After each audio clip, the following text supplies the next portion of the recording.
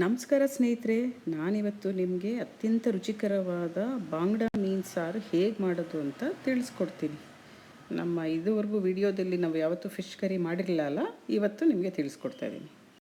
ಮೀನು ಸಾರಿಗೆ ಯಾವಾಗಲೂ ಸ್ಲೈಸ್ಗಿಂತ ಈ ಥರ ಹೋಲ್ ಫಿಶ್ ತೊಗೊಂಡು ಮಾಡಿದ್ರೆ ತುಂಬ ರುಚಿಯಾಗಿರುತ್ತೆ. ಮೊದಲನೇದಾಗಿ ಮೀನನ್ನ ಎಲ್ಲ ಚೆನ್ನಾಗಿ 2 ಸಲ ತೊಳೆದು ಅದಕ್ಕೆ ಒಂದು ಸ್ವಲ್ಪ ಉಪ್ಪು ಮತ್ತು ನಿಂಬೆಹಣ್ಣು ಹಾಕಿದ್ದೀವಿ.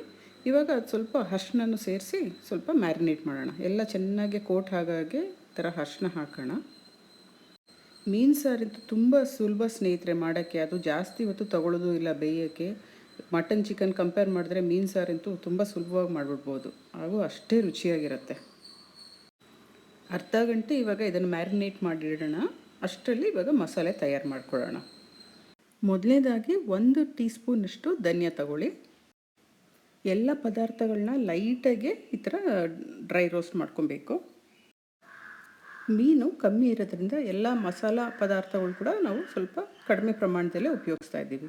ಸೊ ನೆಕ್ಸ್ಟ್ ಐಟಮ್ ಬಂದು 1-2 ಮೆಂತ್ಯ ಕಾಳು ಹಾಕ್ಕೊಳ್ಳಿ, ಹಾಗೆ ಕರಿಮೆಣಸು ಮತ್ತು ಜೀರಿಗೆ ಎಲ್ಲ ಹಾಕಿ ಇದನ್ನು ಡ್ರೈ ರೋಸ್ಟ್ ಮಾಡಿ ಎಲ್ಲ ಪಕ್ಕಕ್ಕೆ ಎತ್ತಿಟ್ಕೊಳ್ಳೋಣ. ಮೀನಲ್ಲಿ ತುಂಬ ವೆರೈಟೀಸ್ ಇದೆ ಅಲ್ವಾ, ನಿಮಗೆ ಯಾವ ಥರ ಮೀನು ಇಷ್ಟ ಅನ್ನೋದನ್ನ ನಮ್ಮ ಕಮೆಂಟ್ ಸೆಕ್ಷನಲ್ಲಿ ತಿಳಿಸಿ. ನೆಕ್ಸ್ಟ್ ಮೆಣಸಿನ್ಕಾಯಿನ ರೋಸ್ಟ್ ಮಾಡ್ಕೊಳ್ಳೋಣ. ನೋಡಿ, ಈ ಸೇಲಂ ಮೆಣಸಿನ್ಕಾಯಿ ತುಂಬ ಚೆನ್ನಾಗಿ ರುಚಿ ಕೊಡುತ್ತೆ.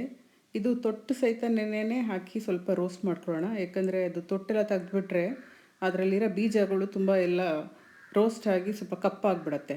ಸೊ ಎಲ್ಲ ಚೆನ್ನಾಗಿ ರೋಸ್ಟ್ ಆಗಿ ನೀವು ಗ್ರೈಂಡ್ ಮಾಡೋಕ್ಕೆ ಮುಂಚೆ ಅದು ತೊಟ್ಟನ್ನ ತೆಗೆದ್ರೆ ಚೆನ್ನಾಗಿರುತ್ತೆ.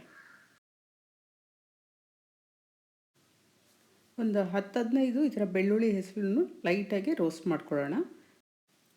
2 ಟೇಬಲ್ ಸ್ಪೂನ್ ಹಸಿ ಕಾಯಿ ತುರಿ ಹಾಕ್ಕೊಳ್ಳಿ. ಎಲ್ಲ ಪದಾರ್ಥ ಇವಾಗ ರೋಸ್ಟ್ ಆಗಿದೆ.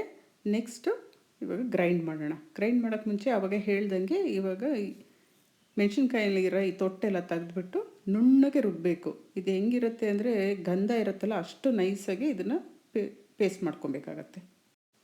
ಮೀನು ಸಾರಿಗೆ ಇವಾಗ ಒಗ್ಗರಣೆ ಹಾಕೋಣ.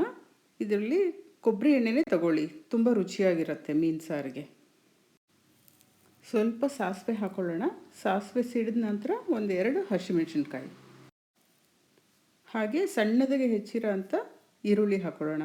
ನಾವು ಈರುಳ್ಳಿ ರುಬ್ಬಕ್ಕೆ ಹಾಕ್ಕೊಂಡಿಲ್ಲ, ಇವಾಗಲೇ ಒಗ್ಗರಣೆಗೆ ಇಲ್ಲಿ ಉಪಯೋಗಿಸ್ಕೊಳ್ತಾ ಇದ್ದೀವಿ. ನೋಡಿ, ಈ ಮೀನು ಸಾರು ಮಾಡಿರೋದು ನಮ್ಮ ಅಕ್ಕ, ಅವಳು ತುಂಬ ಚೆನ್ನಾಗಿ ಮಾಡ್ತಾಳೆ. ಎಲ್ಲ ಫಿಶ್ ಐಟಮ್ಸು, ಪ್ರಾನ್ಸು. ಒಂದು ಒಣಮೆಣ್ಸಿನ್ಕಾಯಿ ಹಾಕಿ ಹಾಗೆ ಕರ್ಬೇವಿನ ಸೊಪ್ಪು ಹಾಕಿ ಮತ್ತು ಇವಾಗ ಮಸಾಲಾನ ಸೇರಿಸೋಣ ಇದಕ್ಕೆ. ನೋಡಿ, ಮಸಾಲೆ ಎಷ್ಟು ನುಣ್ಣಗೆ ರುಬ್ಬಿದ್ದೀವಿ. ಅದು ನಾವು ಆ ಸೇಲಂ ಮೆಣಸಿನ್ಕಾಯಿ ಹಾಕಿರೋದಕ್ಕೆ ಆ ಕಲರ್ ಎಷ್ಟು ಚೆನ್ನಾಗೂ ಇದೆ. ಇದು ಸಾರು ನಿಮಗೆ ಗಟ್ಟಿ ಬೇಕಾ ತೆಳು ಬೇಕಾ ನೋಡಿಕೊಂಡು ನೀರಿನ ಪ್ರಮಾಣ ಸೇರಿಸ್ಕೊಳ್ಳಿ. ಮೀನು ಸಾರು ಯಾವಾಗಲೂ ತೆಳು ಇದ್ರೇ ತುಂಬ ರುಚಿಯಾಗಿರುತ್ತೆ. ಸೊ ಇದ್ರ ಜೊತೆ ಒಂದು ಸ್ವಲ್ಪ ಇದು ಕುದಿ ಬಂದಮೇಲೆ ಉಪ್ಪು ಹಾಕ್ಕೊಳ್ಳೋಣ. ಉಪ್ಪು ಹಾಕಿ 1-2 ನಿಮಿಷ ಮುಚ್ಚಿಡಿ. ನಂತರ ಹುಳಿ ಸೇರಿಸ್ಕೊಳ್ಳೋಣ, ಹುಣಸೆ ಹುಳಿ. ಕೆಲವರು ಇದಕ್ಕೆ ಕೋಕಮ್ಮನ್ನು ಹಾಕ್ತಾರೆ, ಆದರೆ ನಾವು ಇವತ್ತು ಹುಣಸೆ ಹಣ್ಣು ರಸನ್ನೇ ಉಪಯೋಗಿಸ್ಕೊಳ್ತಾ ಇದ್ದೀವಿ. ಲೋ ಫ್ಲೇಮ್ನಲ್ಲೇ ಒಂದು 10 ನಿಮಿಷ ಈ ಮಸಾಲೆ ಎಲ್ಲ ಚೆನ್ನಾಗಿ ಬೇಯಲಿ. ನೋಡಿ, 10 ನಿಮಿಷ ಎಲ್ಲ ಚೆನ್ನಾಗಿ ಮಸಾಲ ಬೆಂದಿದೆ. ಇವಾಗ ಮೀನು ಪೀಸಸ್ ಹಾಕೋಣ. ಮೀನು ಹಾಕಾದ್ಮೇಲೆ ಜಾಸ್ತಿ ತಿರುಗಿಸ್ಬಾರ್ದು.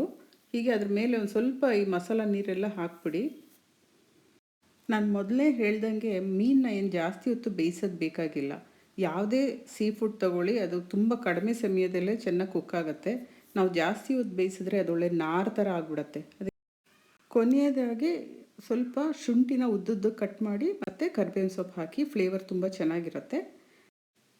ಮೀನು ಬೆಂದಿದೆ ಅಂತ ಟೆಸ್ಟ್ ಮಾಡೋಕ್ಕೆ ನೋಡಿ, ಮೀನಿಂದ ಕಣ್ಣು ನೋಡಿದ್ರೆ ಅದು ಸ್ವಲ್ಪ ಬಲ್ಜಿಂಗ್ ಆಗಿರುತ್ತೆ, ಒಂದು ಸ್ವಲ್ಪ ವೈಟ್ ಕಲರ್ ಬಂದಿರುತ್ತೆ. ಆವಾಗ ಅದು ಮೀನು ಪರ್ಫೆಕ್ಟಾಗಿ ಕುಕ್ ಆಗಿದೆ ಅಂತ ಅರ್ಥ.